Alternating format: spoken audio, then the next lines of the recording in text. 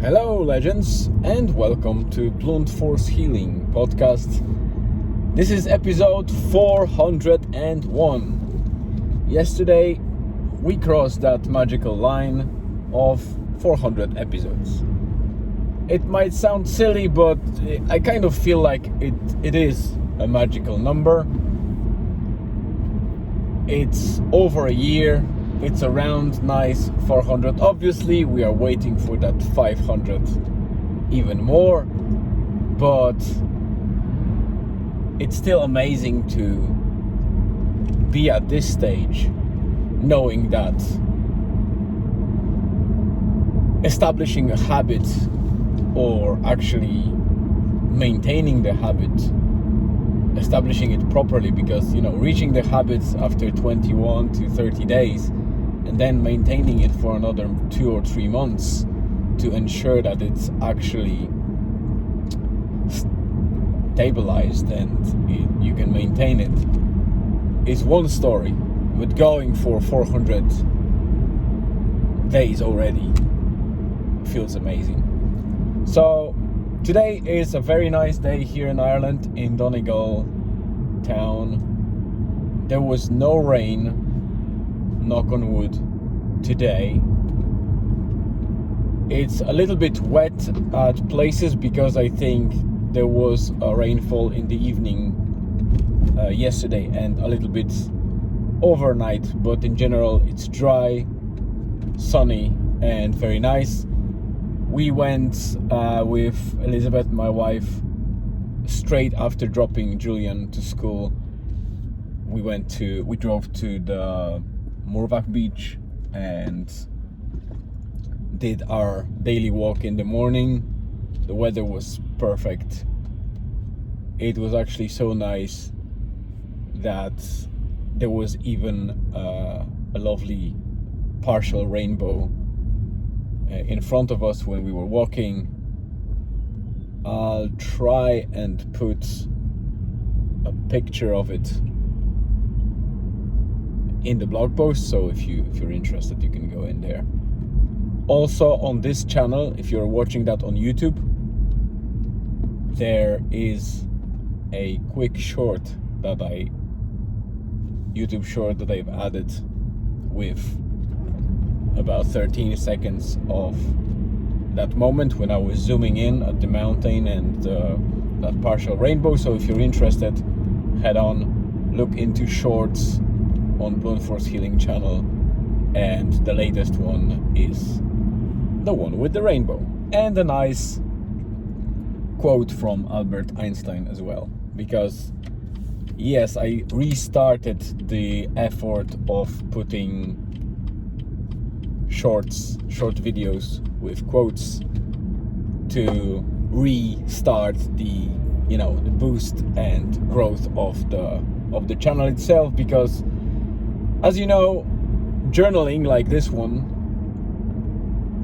daily life and not super exciting day-to-day stuff, is not getting much traction. It's not like I post any funny videos or I don't know, some music or football or whatever that it would bring a lot of attention and viewers. So my daily episodes that are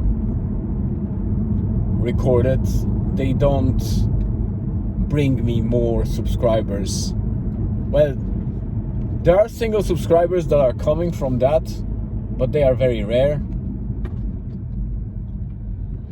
As I said, it's not super exciting content for people to stick in. Only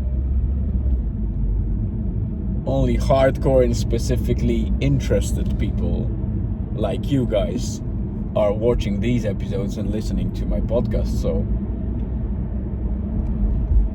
this means that to bring more exposure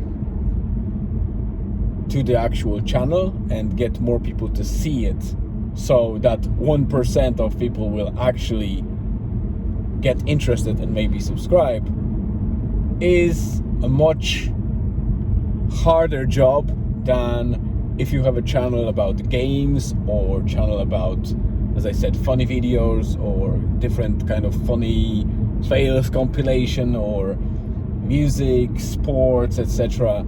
You know, the catchy YouTube channels that are very with the topics that are very popular are much easier to grow because a lot of people are interested, and out of, let's say, 100 people, every 100 people that visit the channel, there's a bigger percentage of people that might subscribe and follow the channel and keep going with that. While with journaling, come on, I realize that, you know, somebody else's life, unless you're a celebrity, is not that interesting, and you really need to be visible for people that specifically, I use that word too much already in this episode, are interested in your type of personality, your type of life or location, etc. So this is why it's so difficult to grow the channel, and you know, exposure is not that big because YouTube is not promoting it, obviously, as much as it would be promoting the funny videos or things like that. So yes, that's why I use the shorts. The YouTube shorts are still getting a lot of traction. They are much better tooling at the moment than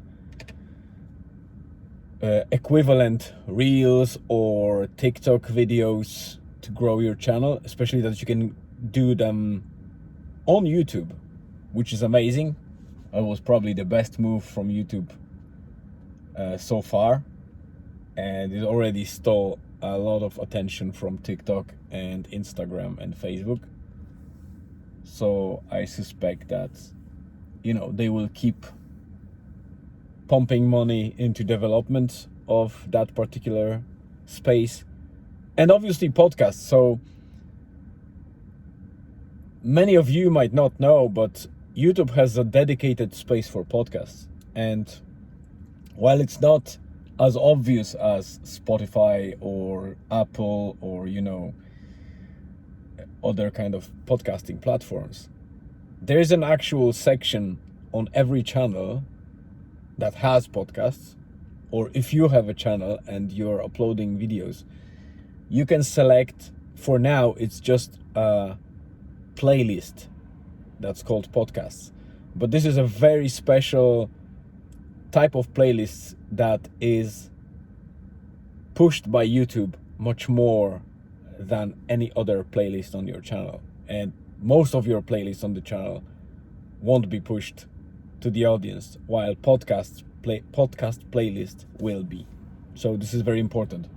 If you have a channel and you want to start podcast, just go to your YouTube studio and your playlist, and you can see there is a podcast. You create relevant podcasts playlist, and most important, whenever you upload the episode, you need to add it to that playlist, so YouTube actually pushes that slightly to the audience that is interested in video podcasts. So that's my, I would say, value added for this episode today. I hope that I'll do another segment or two. I'll see how the day develops. At the moment, my wife is participating in quite expensive but important webinars. I think it's happening today, tomorrow, and the day after, so I will be quite busy, I would say, around the house and making sure that I pick up Julian, etc. So forgive me if I might be skimming a little bit on content, but I'll do my best with the time that I have available. Outside of the walk and a bit of work, not much happened. I requested a couple of old phones that I still have from Vodafone to be unlocked prior to our trip to Morocco. For those of you that didn't read the blog post or weren't available at the time when the podcast episode about Morocco was there, I will be talking more and more about Morocco because we are going there for about 10 or 11 days in November. So we are quite excited, albeit it will be much tougher to plan and go through vacation, I would say, or trip than the ones that we used to do within European countries, because there's quite significant difference between cultures in Europe and Morocco. Albeit the big towns are more European or kind of Western style, but anything outside of it, it's very little English language as far as I can tell, based on people that were there. They speak little French, mostly Arabic and Berber, which are difficult languages for us to learn. So I skimmed a little bit of Arabic and trying to get the gist of it. It's different, obviously, but I'll try to do as much basic stuff as possible before we go there. There's completely different approach to many things there. So while it's not a block for us to go there and nothing to be super scared about, it is a different experience, and we must account for that because it's a different culture, it's their country, and we need to respect whatever caveats that might not fit our stuff that happened there. So for now, I'll stop this segment, the first one, and I'll continue later on as I need to go and pick Julian. So stay tuned and see you in a couple of seconds, technically. Here we are, back in the game. So second segment, and I am just about half an hour before the sunset. I expect probably sunset to happen in about 20-25 minutes, to be honest, because the sun is already down. I managed to get out of the house before the dusk, which is amazing. I'm always highly motivated when I see the outside, when I feel the air, regardless if it's raining or not. And there's something special about, you know, the waves at which the sun reaches our eyes and our brains, especially in the morning hours and in the evening hours. I remember, I think in one or two episodes before, I gave you a little bit of insight about it, but I want to keep reminding people that while the daylight itself is beneficial to us, and especially in those winter or autumn months when the day is actually shortening and we have more dark hours than the actual daylight hours, it's very important to get out, even if you just do it in front of your own house, or you just open the window and look towards the rising sun. And you don't have to be specifically at sunrise, but from sunrise onwards, or just before sunrise onwards, for about, I would say, 1 or 2 morning hours, there is a proven by research wavelength of light that stimulates and resets our internal clock, and the same thing happens for the wavelength at sunset and just before it. So it is very important, if you want to get benefits from it, not only to look at it, but obviously you need to spend some time looking at it. So the best way is to combine it with some form of light activity like walk. So plan on doing some short walk in the morning, the first daylight hours. As I said, it might be 1 or 2 first daylight hours depending on when the sun rises, and the same 1 or 2 hours before sunset are crucial ones. The daylight's wavelength during the day has no impact on our clock. It has impact on other things like hormonal balance, our mood, etc., but not at the internal clock. The internal clock is set by morning and evening hours, and it has huge impact on the way how we feel, how our body operates, etc. So it's very, very important that if you want to feel better, you should take it under consideration. I'll stop now and continue on in a second. Well, technically in a couple of minutes, when I arrive in a new place that I'm going to check. So here it is, that beautiful sunset that's coming now. I'm going towards Mont Charles first, then I'll turn towards the same way that I did for Eagle's Nest, but this time about halfway to Eagle's Nest I'll turn left and try to get to a new place to see if it's worth the view, etc. If not, I'll be slightly disappointed, but hey, that's what exploration is about. You need to check things, and you need to check many places before you can select those that you like and have those favorites at some stage. So yeah, I wanted to show you a little bit of that sunset. The color management of the phone is not the best, but I think it's giving you enough sneak peek of how amazing does it look like. So again, I'll stop this segment now and come back to you pretty shortly, I hope,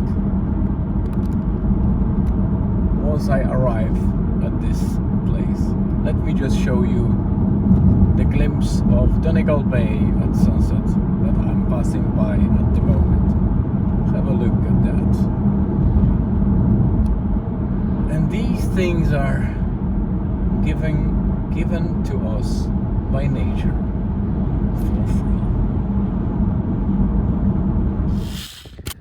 And this is probably the last segment, but I checked that place.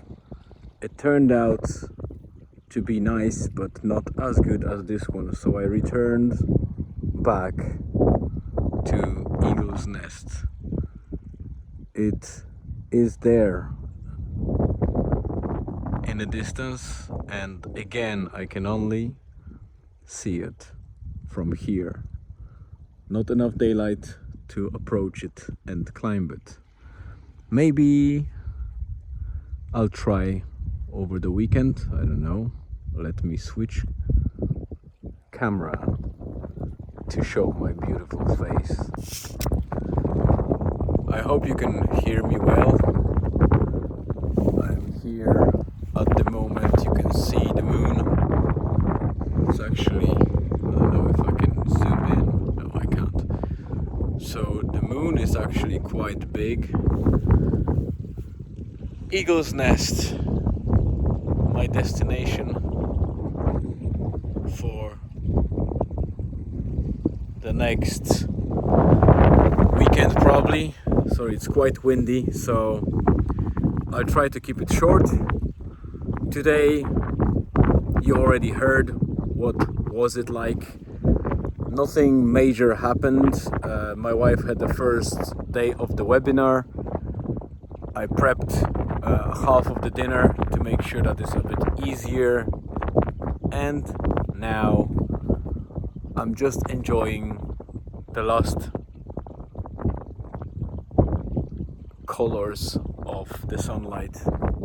That is already, the sun is already behind the horizon. So let me just tap it to get, oh, this is the proper colors that I can see. So my face doesn't matter here. Have a look at that beautiful gradient of the sunlight that is already fading to the dusk and towards the night. So thank you very much, guys, for popping in. This is the last segment. It was a beautiful day again. Yesterday was for day 400, so that big milestone. Today is day 401. I use it as a stopgap. I still didn't manage to compile those bloopers yet, so I'll do that in the coming days. As promised, it will land someday this week. What I'm gonna do, hopefully, is I plan to start a bit of experiments in terms of dieting, and not those stupid diets that, you know, are trendy, etc. No. I will still remain on my normal balanced diet without any fancy carnivore or plant-based or whatever. You know, probably from previous episodes, that I'm a person that is of opinion that everything has its place in your diet. Of course, there are huge benefits of plants and meat. Everything that pops up that something is dangerous, etc., is usually the agenda of paid, the researchers, to try and convince you to something else, some other diet that will make someone rich, but definitely won't improve your health, or it will improve your health temporarily. It will give you the hype to follow it for longer. You won't feel much of a difference, or it will work like a placebo for the rest, or reminder of you using it, but eventually might end up being dangerous to you. So be careful, guys, what you choose long term in terms of diet. As I said, we need a lot of nutrients from different sources, both meat and plants and mushrooms and different kind of seafood have partially what we need. There's no single what they call superfood that will replace it. So the key is, like everything else in life, to be balanced. What I'm gonna do is I'm going to improve my diet by eliminating slightly, at least for a short time, certain foods, and I am aiming to limit the intake of bread-like stuff, because this is a bit of too much processed food that I was eating recently, and I feel the impact of it. So I'm going to switch to a very low bread intake and replace bread with some sort of rye bread or whatever, to give myself a little bit of that bread feel, but add a little bit more fiber to my diet to make sure that my stools are okay and my intestines are healthy, etc. That's one thing. And the second thing, I think about replacing or removing most of the sugars. I mean, like the artificial sugars or processed sugars, not the ones in the fruit or veg or whatever naturally occurring. These are fine. Just the regular white sugar. I don't use it much. I just used it a couple of times in recent days and I feel slightly worse. I use honey, and this is not the best quality honey, So I'm going to probably replace it together with a slight detox of coffee. I love coffee and it will be very hard, but I want to not get rid of coffee completely, but just to slightly give myself a detox and let my body rest of coffee and caffeine. I don't know how long can I survive. That might be a day or a week or a month. Not too much, but for a while, and I'll see how it goes. For now, thank you very much for coming in. I hope you have a great of the day, night, or evening, or afternoon, wherever you are. And stay tuned for tomorrow's update.